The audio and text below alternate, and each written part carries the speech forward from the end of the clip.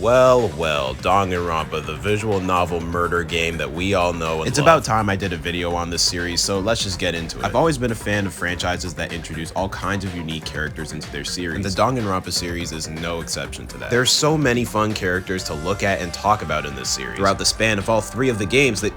What? Oh wait, there's four?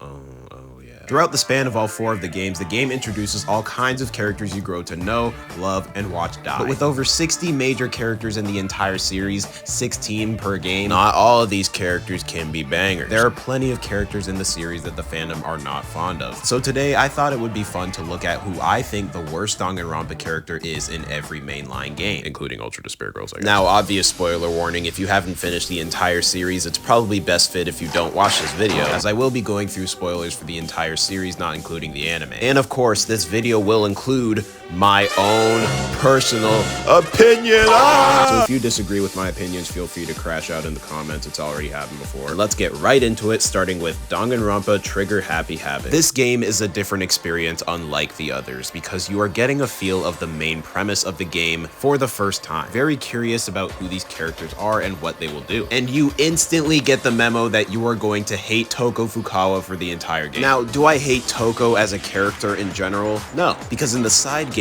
Ultra Despair Girls, she becomes a completely different character for the better. She has more of a purpose and a better sense of character development than this Toko will ever have. I do consider Toko to be the worst character in Donganrompa Trigger Happy Havoc, but only in Trigger Happy Havoc, so let's talk about that. First things first, this character is incredibly unlikable in this game. Like, along with Byakuya, I was waiting for her to die. Another thing is that aside from the introduction of her split personality, Genocide Jill, she doesn't really change or go through enough character development by the end of the game to make you care about her. Now, I'm not saying every character has to go through character development, especially if they're going to survive by the end of the story, but for someone like Toko, who makes me want to gouge needles in my ears every time she talks about how she wants to have a freak fest with Byakuya, like, it makes me think, I feel like turning this character likable is a little more needed. And they did that, but in a completely different game. But in this game, and pretty much the entire duration of it, she is whiny, annoying, and constantly accusing me of doing things I could not even begin to describe. Now, having Genocide Jack along her side makes things a lot more interesting, but at the end of the day, I kind of consider her a completely different character, but it's not like she did that much to move the plot forward either. She was kind of just there for comic relief. I know some people may disagree with me choosing Toko for the representative of this game, so let's go through some honorable mentions. Mukuro Ikusaba. I don't dislike her, but she feels very disconnected from the original cast, obviously because she was working with the mastermind of the killing game. But I wish we got to somehow see more of her original character in this game instead of the anime. I hated seeing her in the anime, you all know why. Byakuya also would have been mentioned, but the thing about him is that the game gives you a character to hate through your gameplay, and I feel like that's important. I know Hifumi also isn't beloved by a lot of people. He was never someone that I really loved playing through the game, but I never really had a reason to hate him either, aside from his questionable decision to kill Ishimaru, which I will say I slightly dislike him for. Now that we have Trigger Happy Havoc out of the way, let's move on to Super Donganrompa 2, a direct sequel to the first game that introduces 16 new classmates. And I've got to say, this is probably the most likable cast of the bunch. I don't actually hate any of these characters, like none of them. I have two contenders for this game, however, the first one being Hyoka. Now, I have grown to like this character and a lot of the funny things she says during the trials and gameplay and whatnot, but initially playing through Donganrompa 2,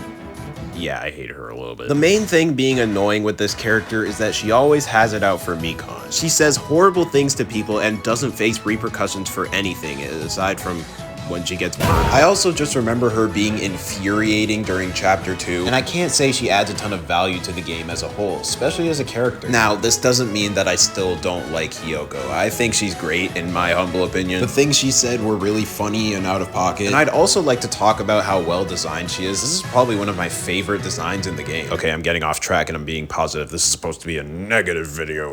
The other character from Donganrompa 2 I wanted to talk about was the Ultimate Imposter. I also consider him to be one of the worst characters in this game. I don't dislike the Ultimate Imposter or the Imposter Byakuya in this game at all, but he falls under the same problems as Mukuro Ikusaba, but like, it's even worse this time because in this game specifically, you know nothing about him. It also doesn't help that he dies first. The whole thing with this character has always confused me a lot, and why they didn't just explain it in game instead of making him appear in the anime. I know they talk about the fact that he's the ultimate imposter, but there's a lot of loose ends tied up by the time I'm finished with this game with the character. I don't know who this is. I just feel like the whole ultimate imposter thing in this game specifically could have been handled a little better and be made more significant to the game as a whole. Last up, I'm going to bring up an honorable mention from this game being Teruteru Hanamura. I personally like Teruteru mostly because of his design, but I know characters like this can be a bit too much for people, rightfully so. I mean, they really didn't need to make him a pervert. As for his backstory and his actual purpose in the game, he was pretty good. But we're not here to talk about good characters. This is a negative video. Before I move on, I'd just like to encourage you guys to subscribe to the channel. I'm almost at 10,000 subscribers. Please. I also have a Donganrompa series myself on the channel where I use my plushies to make my own kind of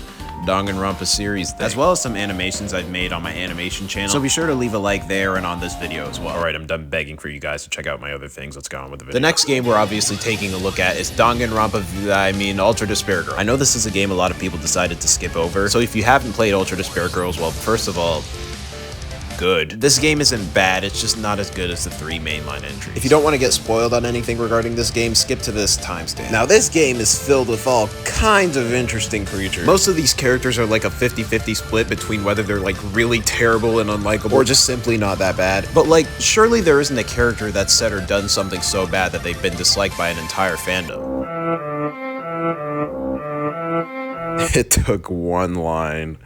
Haiji Toa is one of the main characters you'll find later in Ultra Despair Girl. And when I say later, I mean like 2 chapters in. There's only one thing talked about when it comes to this character, and it's the fact that he says this. I don't know why or who thought it was a good idea for any character to say this. It's so avoidable. This is so avoidable. This character being a PDF really makes him easy to hate. But straying away from that topic, like, I don't remember anything about this guy. Aside from the fact that he was like yelling at me for a good 40 minutes telling me to break a controller. I get enough of that from my brain when I'm playing Smash. I don't know, I feel like this character isn't really worth talking about. I didn't enjoy him that much. As far as honorable mentions go, I'm gonna go with Monica and Jotaro. They were both just really annoying and dislikable antagonists. I can tolerate the other members of the Warriors of Hope, especially Masaru, my goat. But these two make me want to light my organs on fire. But oh, wait till I get to Kurakuma. Yes, I'm counting the little animatronic animals found in these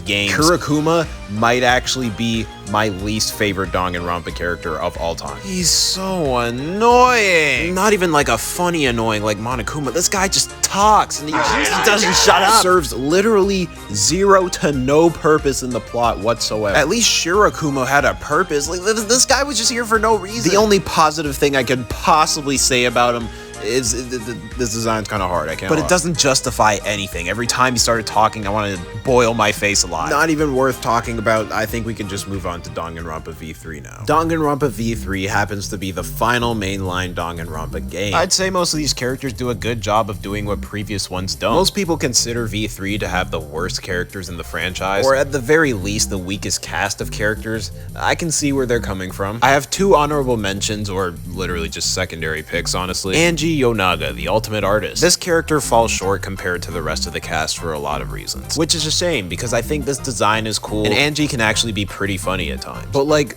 mention Atula one more time and see if I don't bitch slap you across the face. Her annoying moments can very easily outweigh her good. She's manipulative, repetitive, off topic, and she was so into what was probably the dumbest Donganrompa motive of all time. I think it's cool that she's a character that tries to steer the plot in another direction and everything, but when she's the first victim to die in the 3rd chapter, it kind of makes you wonder what the point of it all was. I can say with confidence, however, that I enjoyed her more than our next candidate, Tenko. Tenko Chabashira is as one-dimensional characters can get. I mean, it feels like they ripped her right out of this monstrosity. Tenko ends up coming off as a very lame and annoying character who doesn't really do much for the experience in general. The only good thing I can maybe say about her character is that she helped Himiko get some character development by the end of the game. But her death was extremely predictable, her dialogue is annoyingly repetitive, and she does very little to grow out of her bad character traits. But Angie and Tenko do not compare to the Monaco. They all suck, all of them, they're all bad. I hate Monodam the least, but none of these characters serve any purpose to the story whatsoever. Similar to Kurakuma and Ultra Despair Girls, these characters are literally just here to talk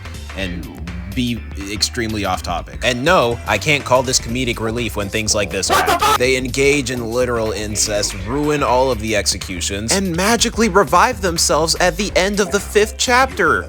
Why? What's even worse is that these characters actually take a lot of the screen time away from Monokuma, which hurts, literally, because they're painfully unfunny. I feel like I could have liked them a little more if they weren't made so annoying, but I don't care for any of them whatsoever, and thanked God when they all die. And for our last character to be mentioned in this video, we have none other than Tsumugi Shirogane. It's no question that with Donganrompa V3's very controversial ending, Tsumugi Shirogane is a very controversial character. Obviously, Chapter 6 spoilers ahead, Tsumugi ends up being the mastermind of the 3rd Killing Game, which is actually the 53rd Killing Game. All that aside, Tsumugi happens to be the final villain in Donganrompa, and I can't say she's a very good one. First of all, and I can't even exaggerate this, up until Chapter 6, Tsumugi is genuinely the least interesting character of all time. The game and her dialogue makes this very clear actually, because she keeps going on about how plain she is. So why even make this character a villain? And if you wanted this character to be a villain, why not set them up to be an actual significant part of the entire story? I feel like just that simple change would have made Chapter 6 a little more interesting. But the main problem with Tsumugi is that throughout the entire game, you have zero reason to care about her. Her design is bland, half of her dialogue is just filled with references that literally no one understands, and even her personality as a character has nothing unique to offer. She just exists until she becomes the mastermind, and once she is the main focus, she lies and repeats herself over and over again. Sure, she plays a major part in revealing the big twist of the game, but she doesn't do anything as a character. Why should I give a rat's ass when she reveals herself to be the mastermind? Why not actually make her a character we get close to throughout the game? She is literally there for the entire game. Why does it take 40 hours of gameplay for her to actually become a character?